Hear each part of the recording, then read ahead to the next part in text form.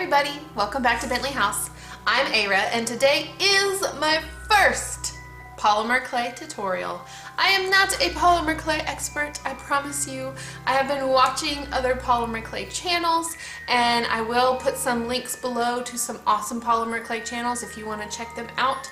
I have been trying to learn because I felt like this next project I had to use polymer clay, get over my fears, get over my insecurities, and I just had to go for it. So the things that I've learned about polymer clay is that you don't just want to like get a clump and start smushing it together to get a form, because that's what I was doing and I was getting really frustrated. The thing about polymer clay is you want to see the 3D shapes that are in the object you're trying to create, and then create those shapes and then put them together. And also in miniature, you want to touch the polymer clay as little as possible. That was something that I learned, because any fingerprint, nails, anything like that is just going to get in the clay. So that's what I learned, and that's what I put towards this tutorial. However, if there's any polymer clay experts out there watching, please feel free to leave some suggestions or ways that I could have done it better in the comments. It won't hurt my feelings. I know that I'm new to this and I'm willing to learn. Today I am continuing on my abandoned coffee shop project, and I am making this little telephone for you. And this is actually an idea that came from a subscriber. She left a comment and I just thought it was the most amazing idea. Her name is Sherry Capstraw, and she said, "This is so cool, very creative," talking about this project. "My husband watches abandoned houses and such on YouTube, and I've noticed a lot of them have phones off the hook. That would look cool on an old round table." And when I read her comment, I was just like, yes, that is the most amazing idea ever. And it just blows me away how many ideas that have been in this project have come from you guys. And you guys are just making my projects so much more awesome than I could have, just by sharing your ideas. So if you have more ideas, leave them below. I just might make them. So let's get started on Bentley House Mini's first polymer clay tutorial. The first thing I want to show you is what I am going to be sculpting on. These are glass lids from glass jars, and I just took the gasket off, and I'm going to use this to sculpt on.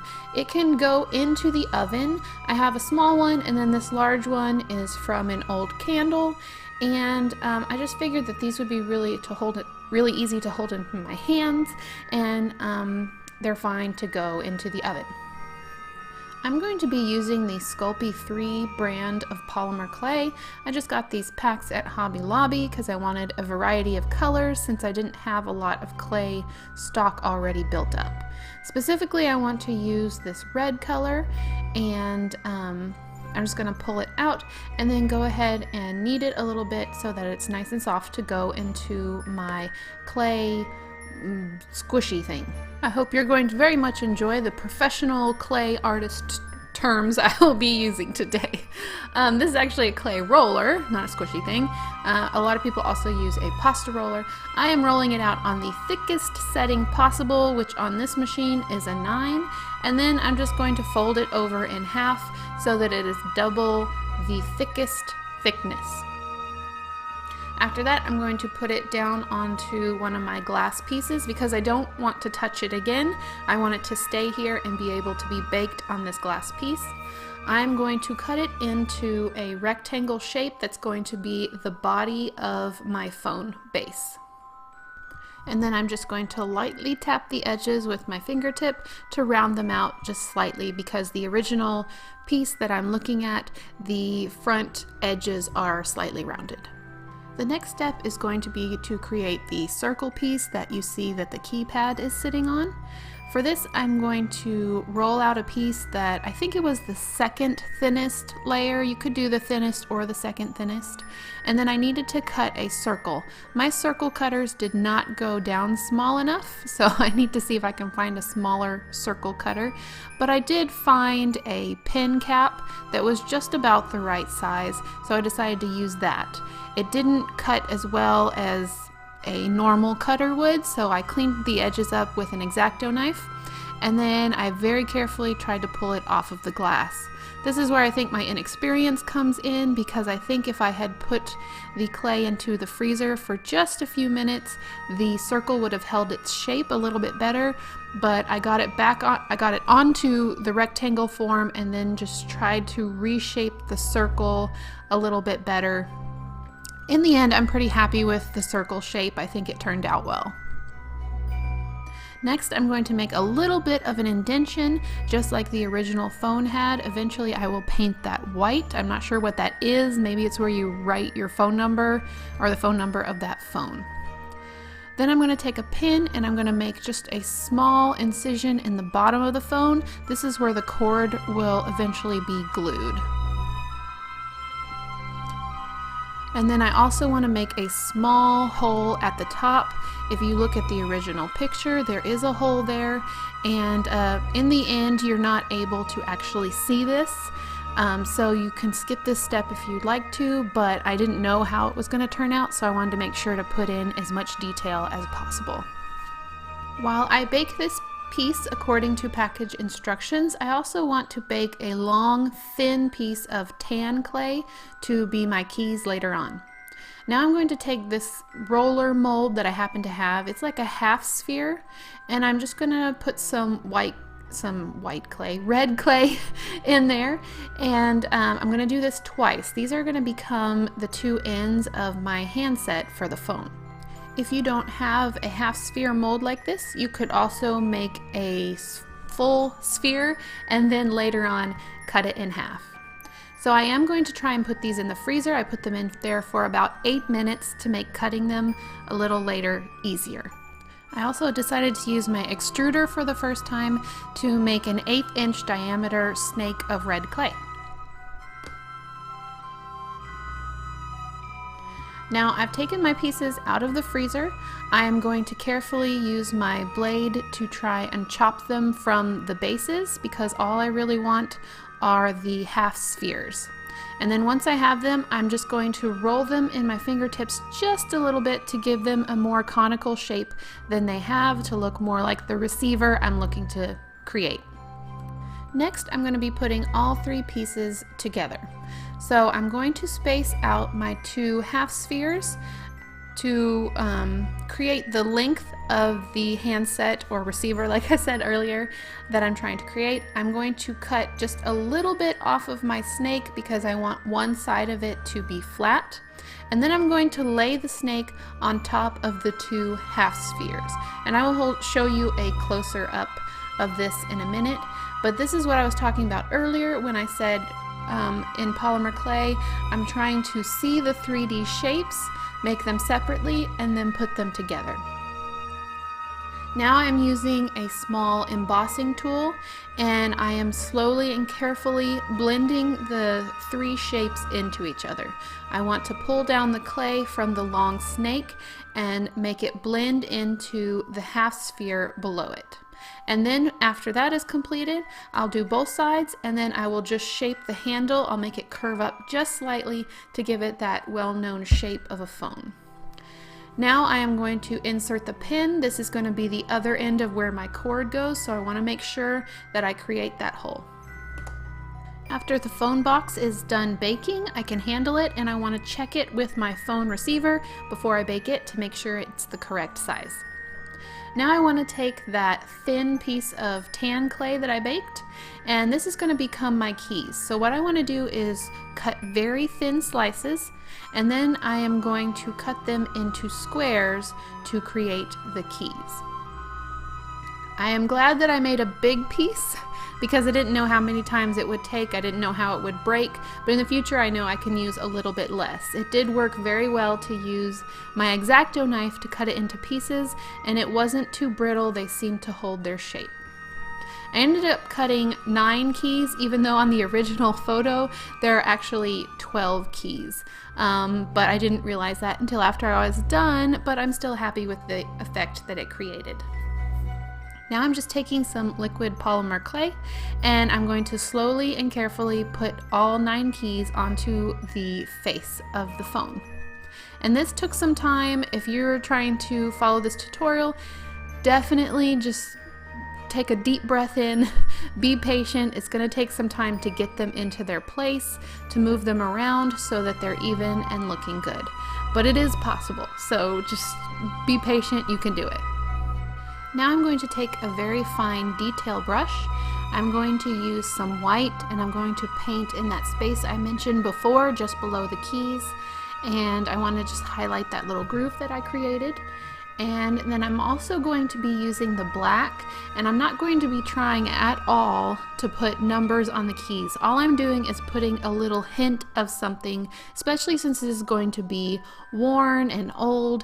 It's okay if not all, like if it's not real numbers on the keys, because they would have been worn away over time anyhow. I'm also adding just a few little details here and there that might look like buttons or switches, just to add some more detail to my piece. Next, I'm just hand rolling out a small piece of gray clay. This is going to create the holder that sits at the top of the phone that would hold the handheld receiver. It doesn't actually have to hold it, but I do want it to be there to complete the look of the phone. So all I'm going to do is take this piece of clay, I'm going to turn it on its side and make it into the shape of a staple. And then this is how I want to bake it. I want to bake it in this shape, and then I will attach it to the phone body after it's been baked. After it's come out of the oven, I'm going to use some liquid Sculpey.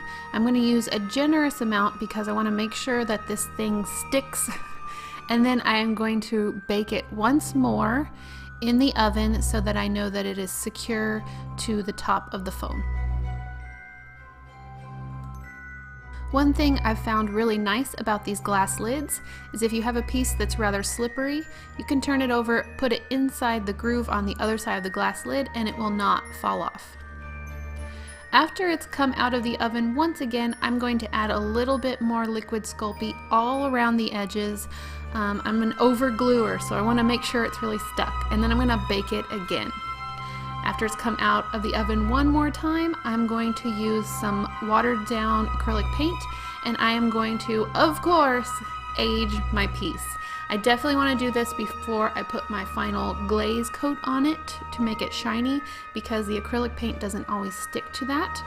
So I am just going to add a little bit of black, a little bit of brown here and there. I definitely want this to look like an older phone that's been outside for a while.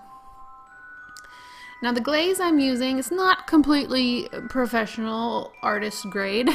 It is a clear nail coat color from the dollar store, and I'm just going to put one coat of that over the piece. This is going to give it that shiny plastic look that I'm going for. After that's dried, I do want to add just a little bit more acrylic, and this is just to dull it in a few places, and I don't want to touch that until it's completely dry.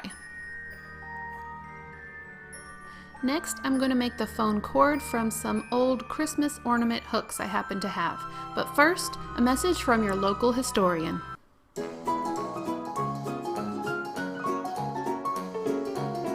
If you happen to be younger than me, you may not realize that this is a cord.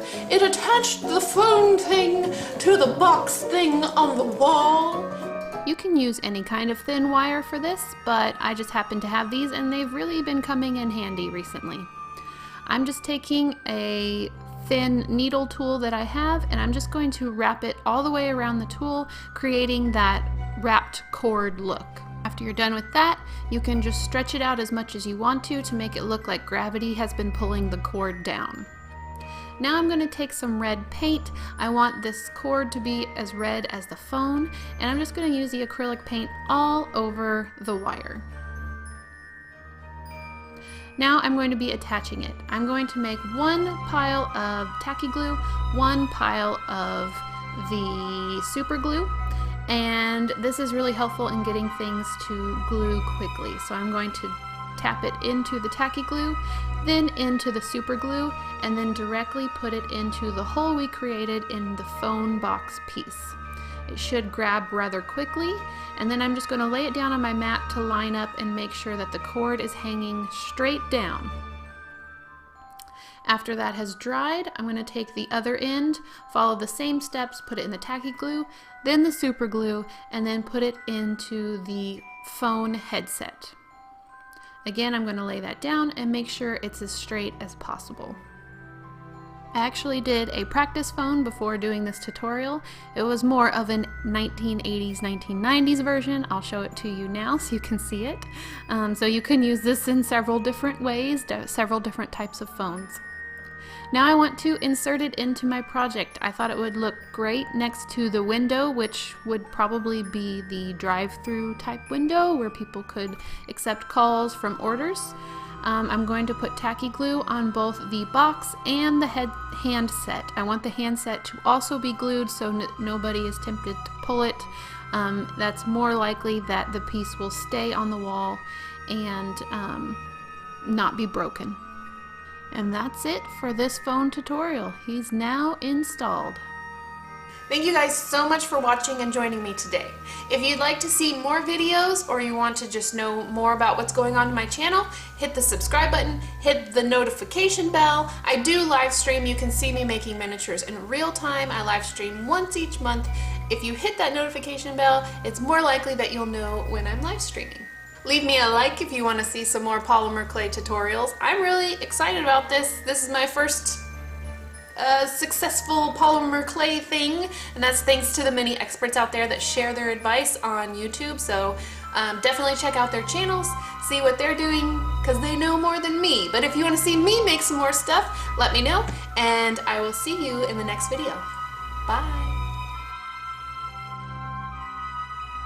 And this is the ancestor of your phone that you stick in your pocket. You had to stand by the wall to talk to your friends, or sit on the floor and be super uncomfortable.